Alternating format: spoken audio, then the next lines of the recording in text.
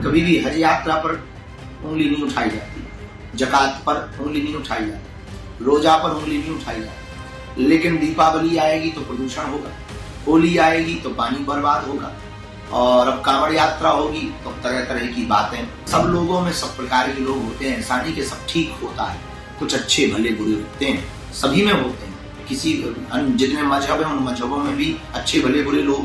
अब कांवड़ यात्रा पर जो लोग उठा रहे हैं, हमको तो लगता है निश्चित रूप से उनको मानसिक बीमारी है। महाराज, कांवड़ यात्रा को लेकर बयानबाजी कर रहे हैं मौलाना की कांवड़िया मांस लेते हैं, शराब पीते हैं, हुड़दंग करते हैं। इसको किस तरीके से आप देखते हैं इस बयान को? लगातार वर्तमान समय में सनातन पर टीका टिप्पणी करना बड़ा सरल हो गया है, सॉफ्ट टारगेट है सनातन। कभी भी हज यात्रा पर उंगली नहीं उठाई जाती, जकात पर उंगली नहीं उठाई जाती, रोजा पर उंगली नहीं उठाई जाती। लेकिन दीपावली आएगी तो प्रदूषण होगा, होली आएगी तो पानी बर्बाद होगा, और अब कांवड़ यात्रा होगी तो तरह तरह की बातें। हाँ, सब लोगों में सब प्रकार के लोग होते हैं, ऐसा नहीं कि सब ठीक होता है, कुछ अच्छे भले बुरे होते हैं, सभी में होते हैं। किसी जितने मजहब है उन मजहबों में भी अच्छे भले बुरे लोग हैं। उसी प्रकार सब समाजों में, सभी वर्गों में, सभी लाइनों में अच्छे भले बुरे लोग होते हैं।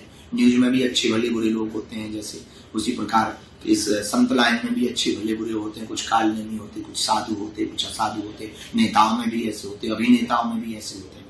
तो फिर भी इसके बाद सनातन धर्म के ऊपर उंगली उठाना, इससे ये सिद्ध होता है कि सनातन धर्म को सॉफ्ट टारगेट बनाया गया।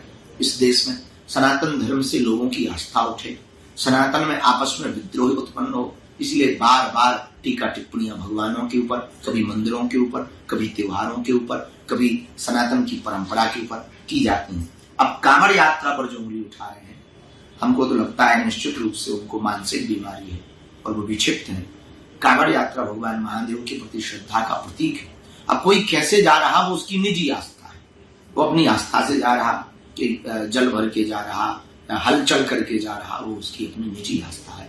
पर हमें नहीं लगता कि किसी पर टीका टिप्पणी करनी चाहिए। एक उंगली उठाए किसी पर तो तीन उंगलियां सुधा अपनी तरफ मुड़ जाए। ऐसे मौलानाओं के लिए क्या मैसेज है बागेश्वर धाम पीठ से? हम उन मौलाना साहब को ये कहना चाहेंगे, उनके धर्म गुरुओं को, कि हमारी बात बहुत गंभीरता से है।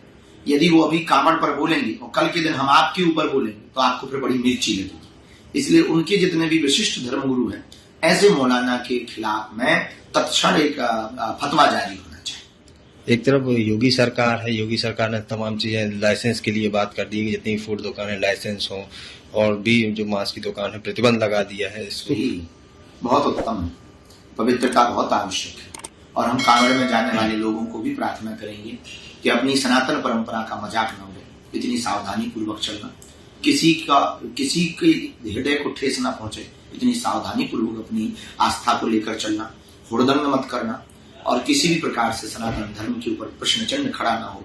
तो बड़े सावधानी पूर्वक, बहुत गंभीरता पूर्वक, पवित्रता के साथ चलना, ताकि हमारे भगवान महादेव का मजाक का पात्र बने।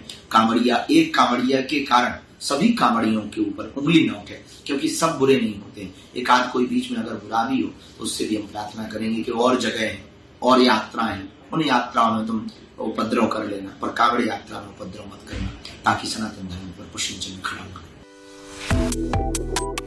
Subscribe to One India and never miss an update.